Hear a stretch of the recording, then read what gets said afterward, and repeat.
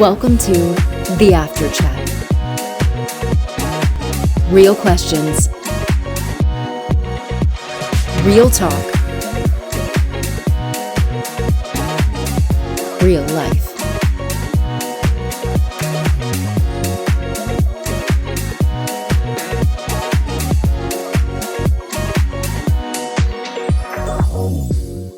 And I can see like 5 of them.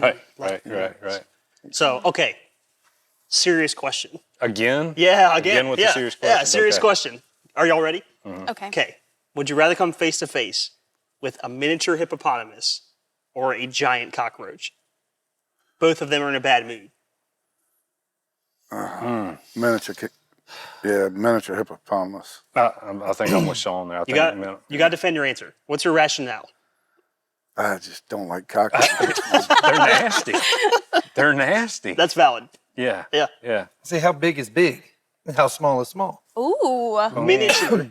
Miniature. So like I'll a take toy. the hippo Take a hippo. Okay. All right. Why? because I'm like John. I don't like cockroaches. Okay. I don't know. I think I would take the cockroach. Only to spice things up a little bit, you know? Like, No, I don't. how crazy would that be? Like that's Walk in your kitchen and he speaks back to you. Hello. yeah, like that would be kind of cool, I kind think of we crazy. actually saw that in a movie. Will Smith, the big cockroach. Men in Oh, Black. Men in Black. Yeah. I haven't Black. seen it. That's right. It's like, Yeah. what? Yeah. Thought it was an Orkin commercial. I think that was in the movie, too. Yeah, give me the hippopotamus. Like, miss me Really? with the giant cockroach. I'm good. If it has pincers or anything like that, Nah. I'm like, no. Nope. I'm with you. I feel like my chances of outrunning the hippopotamus are a lot better, too. So I'll take You're my gonna knock chances. it over. If you said it's like miniature, like this big, then yeah. Oh, yeah. I think you're right. Lame. Well, yeah, right. Well, hey there. Well, thank you for joining us for the After Chat. We're so glad that you're joining us from wherever you are watching or listening from today. Well, obviously, this wasn't a real serious question. I mean, it could have some serious, you have a huge cockroach, that can be pretty serious. But we are here to talk about something serious today, and it is something that every single one of us has faced, even Jesus himself, and that is temptation. And tonight, I have some guests with me. I have my co-host here, Ellis Hobson, and the first guest we have is his beautiful wife, Abby. So, Abby, we're glad that you're here. We know Ellis is glad. He's probably a little nervous. You a little nervous about what you might say? Don't draw attention. Just, Oh, okay. All right, just go to the next one. Well, we also have Rick Bolton and Sean Kingery with us. So we're so glad that you all are here. Well, listen, we're going to jump right in and just start talking about temptation. We'll have a little bit of fun with it at first, but there's also a serious aspect to this. But I just want to hear, like, from y'all, what food tempts you the most? Well, I feel like it depends on my mood. What tempts me the most? You know, like in the morning, probably hash browns, but like right now specifically, probably a Marco's pizza with pepperonis. Ellis introduced this to me, but I like to have green peppers on my side, and he likes olives on his. So that sounds so good. That would tempt me right now. So do you do the half and half? Yeah. Green peppers and olives? But Or then do you do the pepperonis green as well. peppers too? Nah. No No. green No. peppers. Nothing green on my pizza. No. Miss me with that. Oh my gosh. Meat lover kind of. Yes. I Yes. got you. No veggies. Only fake vegetables, like black olives. Is an olive a vegetable? That's such a good That's a good Watermelon. question. question. Man, maybe that should have been the serious question. Yeah, really. Dang. Because that is kind of. Anyways, how about you guys? What food tempts you the most? Cotton candy. I mean, sweets, but cotton candy specifically. And that's not something you just run into like in the food line and grab some cotton candy. or Actually, something. you know, you can go to Sam's Club and get a 12-pack of cotton candy Really? any day. Oh, yeah. He knows where to find it. That's real Yeah. temptation right there. Actually, you can go up to Tavco. They got some pretty good bags of cotton candy out there. Really? Too, but Man. don't tell my wife. So if you're in the Central Virginia area and you need to find some cotton candy, we have your man here today. Sean is the man. How about you, Rick? I guess if we're going with more of like the fair type stuff, I've become a 3-year-old with a snow cone machine. If we're talking regular food, it's a toss up between Italian like spaghetti or like homemade fried chicken. Those are my go-tos. Yeah. Good answer. Man, you just kind of spurred something on in my head because my wife has just learned to make some amazing fried chicken. So I know where we're going when we leave here. Yes, Right. yes, yes. I will make sure that she has some ready for us. We'll bring the pizza. Yeah, right. Yeah. Uh-huh. For me, it's just plain salted potato chips. Ooh, Pretty boring. okay. Pretty boring. Yeah, I just No dip, Can't. nothing, nope.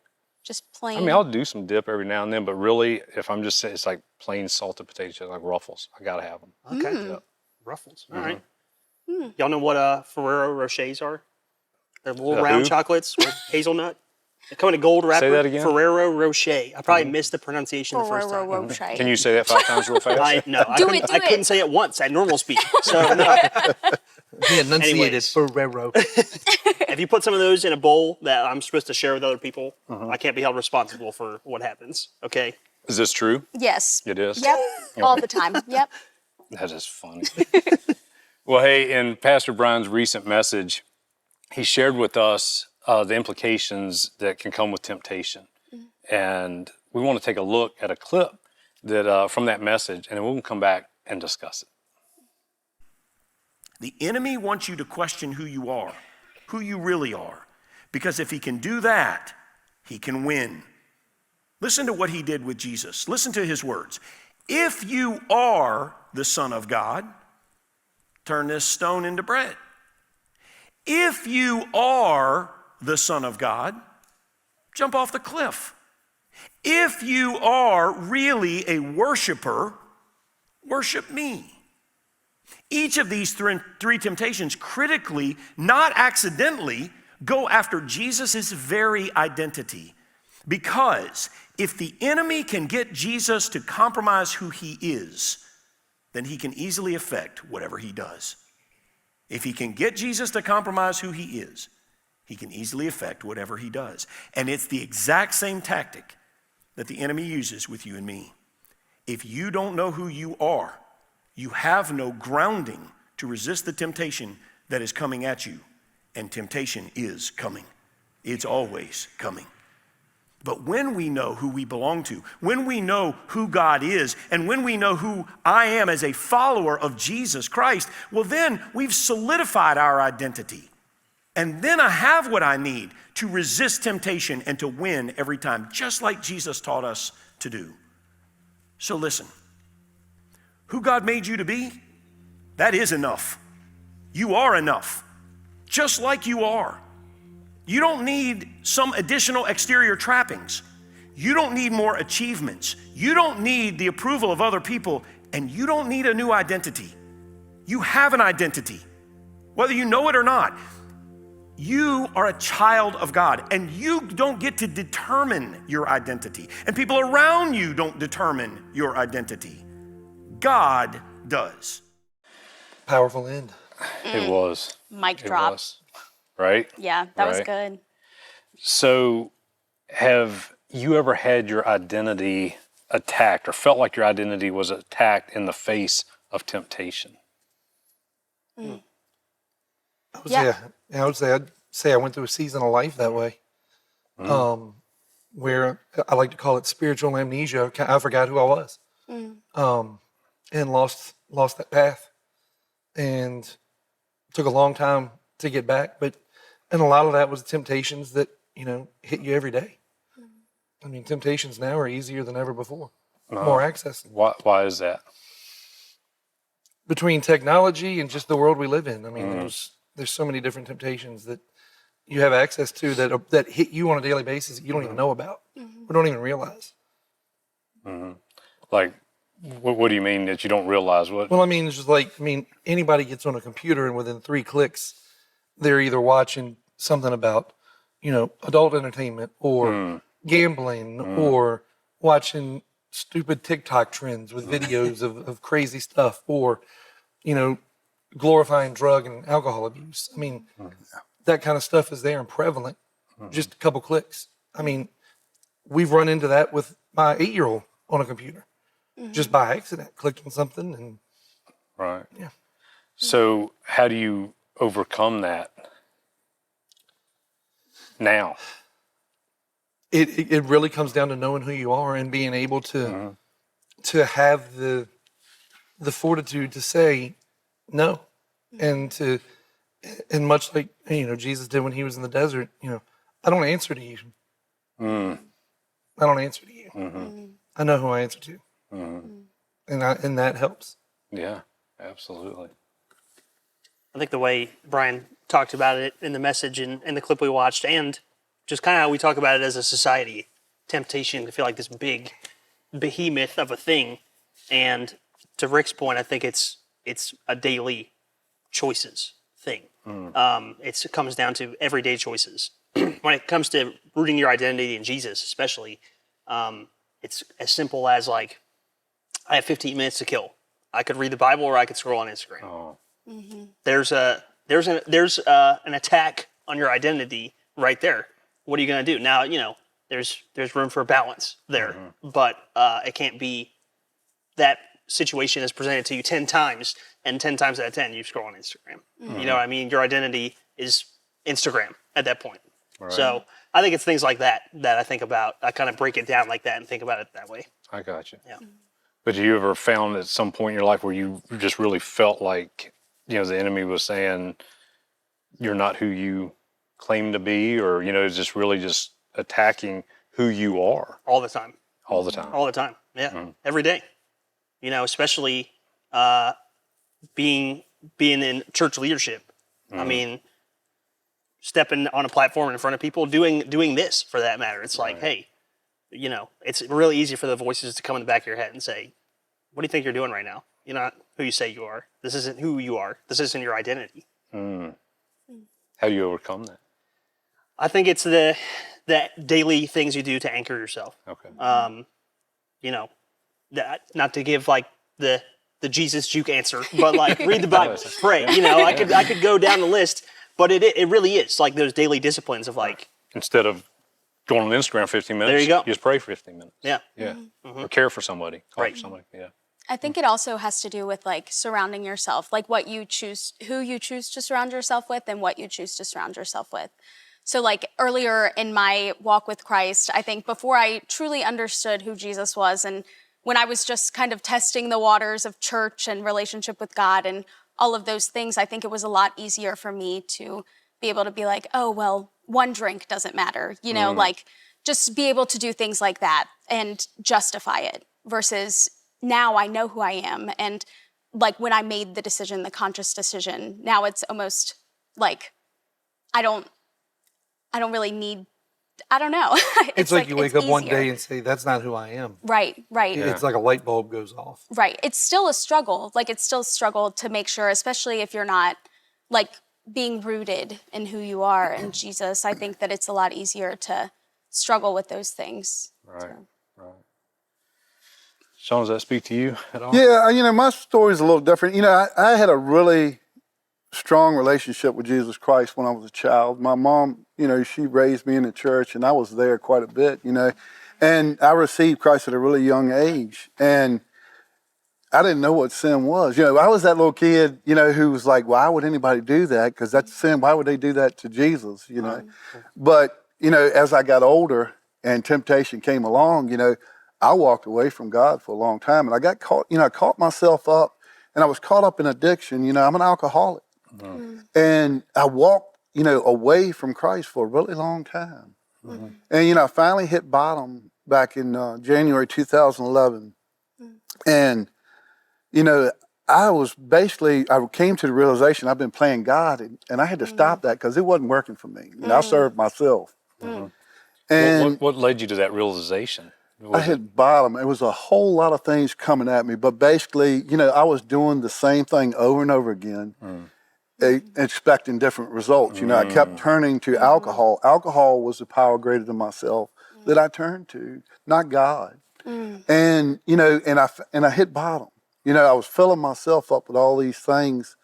I had this emptiness inside me, and I filled it up with alcohol and whatever, power, money, sex, whatever, whatever it is, out there, things of this world, that left me feeling empty. And it finally brought me down where I just wanted life to be over with. And, I was given the gift of desperation. And I turned to God, and I turned to some people who helped me. I had some I had some distorted images of who God was. And, you know, I needed to find, I could not, I tried to quit drinking 1,000 times. And it was coming between me and God. And, you know, it was not God's will for me to be an alcoholic. And I'm not, you know, there's people out here who can drink. I was a blackout drinker. When I took a drink, it was like pulling the trigger, you know. It was like playing Russian roulette. I never knew what was going to happen. So it was coming between me and God. That's, you know, so for me to drink, you know, was basically to die. Wow. And I had to stop. But I couldn't do it on my own. And I was like, you know, and I was told, you know, you need to find, you know, a power greater than yourself if you're going to quit drinking, because you can't do it on your own. And, you know, for me, that power that's Jesus Christ. But, you know, when you talk about identity, you know, I was so eat up with shame because of the person I had become. I had no integrity. You know, the alcohol had taken that all away from me. And I just felt like, you know, my God is not going to do anything for me because of the way I've been living. Wow. And, you know, and like I said, I had some distorted images from God, and I had some people help me through that. You know, I worked a 12-step program. It led me back to the faith of my childhood. And I, you know, and I found Christ, but I gave it to God, that temptation, because I was powerless over it. You know, without Christ, I can't do it on my own, but He can. That's right. And, you know, and now, you know, I know that I'm a kid of the King. You know, that's Satan coming in, making me feel so ashamed that I can't turn back to God, because I felt like He wasn't going to do anything for me. But for me, you know, there's things that I just have to give to God. I cannot will it on my own. You know, people in addiction kind of understand that, but we all have our cross we have to bear. You know, some of it's a little, for me, it was alcohol. For some people, it could be food. It could be narcotics. You know, whatever it is, sex, whatever it is. Well, you said a few minutes ago that you found a group of people you didn't know, you had nowhere to turn to. Yeah. You'd hit bottom in everything, and you knew you needed God back. But you said that you found people, that you surround yourself with some people, kind of like what Abby said. Who'd you surround yourself with? Where did you find the community to help you get? Well, I came back, you know, I went into Alcoholics Anonymous first. And I found some people that had helped me, and it led me back to the faith of my childhood. I came to PCC, and I met some people here, and I got in a small group here. You know, but, for me, nowadays, temptation, you know, I don't think about drinking much anymore. Right. You know, but temptation comes along. But I hang out with the winners. You know, and I hang with people of my faith, and you know, it's like I don't hang out if you don't want to get a haircut, don't hang out at a barbershop. Right. You know, Yes, yeah. if you don't want to drink, don't hang out around a bunch of people who drink. Yes, that's right. You know, That's right. and so you know, I hang out with some like-minded people, and we, you know, and for all my life, you know, I did a lot of praying. You know, back when I was out there, I like to call them foxhole prayers. You know, God, you get me out of this mess, and I'll never do that again. Get me out of this mess, and I'll never do that again. You know, Yeah. but I realized, you know, that when I was praying all my life, I was praying for God to do my will in my life. Never once did I pray for what God's will for me. And that's how, you know, I find that out in small group. I find that out, you know, in church. I find that out working with other alcoholics. You know, So do you do that? You help. It sounds like you have a lot of wisdom to share with a lot of people that may be their temptation. Yeah, and I don't want to be the face of Alcoholics Anonymous here, but you know, if I want to keep this peace and serenity, despite my circumstances around me that was so freely given to me, I have to give it away. And that's just how it works. I know it's like a paradox, but Dang, you know, if Sean. I want to receive the strength, Okay. if I want to receive the strength to resist temptation from Christ, then I have to surrender to it and give it to Him. Yeah. You know, if it's too big for me. But you know, there's things now. You know, it's like, you know, going out and doing something for somebody else. You know, I love going on these mission trips we do with the church and working with these young people. You know, I wish I had an opportunity like that when I was young. You know, Right. and but you know, being able to do something to help somebody else, that's it really gets, you know, makes me. Well, it's a good way to keep from doing and being tempted doing other things, right? Yes, it is. Yeah. I think I'm hearing kind of across the board, like it's important the guardrails we put in our Yes. lives. Like identity is so much about the system you put in place around you, and the life you build around you to stop you from brushing up against those temptations. Whether that's a group of people who are going to hold you accountable, because you know you could easily surround yourself with a group of people who either like you the way you were before, Yeah. or Right. don't care to hold you accountable to what you're trying to do. Either one's bad and is not going to really get you where you want to go. But if you have people who will hold you accountable, who will call it out when they see you behaving in a way that's not like in line with who you want to be. I mean, that's just one example. And But, I think even beyond that, if you have those people that encourage you, yes, that encourage you to do the things that you were talking about earlier, instead of staying on social media or whatever it is, whatever the temptation is, when they're encouraging you in your faith and in your journey together, that's where small group, like you said, comes in, because everybody in a small group have a like-mindedness. They're on a journey together to live a life that honors God. And when you have that encouragement and accountability, well, then, like you said, those guardrails, those are some strong guardrails to have in place. when I first decided like I was going to start coming to church consistently and try to explore what a life following Jesus looked like, I lost a lot of friends in the process. But I had to fully like commit to this walk. I had to lose those friends because they would have kept pulling me back to where I was before, and it wouldn't have gotten anywhere. So Well, and to Sean's point, and you know, Brian said it, a big part of, you know, moving forward and continuing to avoid those temptations is knowing you're enough. Yes. You know, when I found my way back, you know, after years of, I hate to use the word deconstruction, but I was just away. You know, I was asking a lot of questions and about my faith and all of it. And when I finally, you know, found my way back, it was because I wanted my kids to have the experience that I did, similar to what John said. I grew up in the church, and you know, my family came out due to some severe church hurt, and in my teenage years is when I started drifting. And as I found my way back, I didn't believe I was good enough because of the things I'd done, the people I'd hurt. You know, I didn't believe that, you know, God could use me or would even want me around after not only those things, but, you know, the temptation of just questioning faith. You know, a lot of times temptation can be internal because you want your logic to kick in. And it's hard to turn that off sometimes. And when I finally did, I was like, well, but I'm not good enough. I'm not enough. There's no way I can be used. And, you know, through some people that I've talked to and have helped me along the way, I realized I was always enough. It was never God pushing me away. Right. It was me pushing him away to do those other things.